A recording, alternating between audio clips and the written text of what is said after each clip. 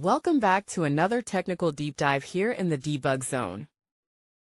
Today we're tackling a big question and breaking it down with insights from other users. Hopefully this clears up some misconceptions and helps you get the answer you need. So buckle up, stay a little curious, and let's jump right in.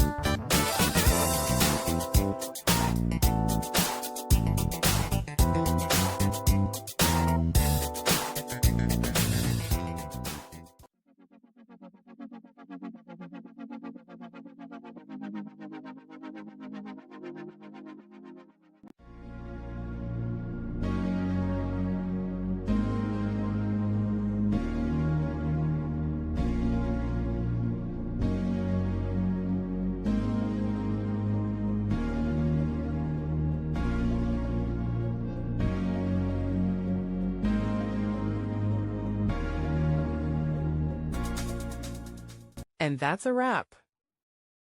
I hope you found the answer you were looking for. If you did, take a second to hit that subscribe button. It really helps out. And let me know in the comments which solution worked best for you. See you next time in the debug zone.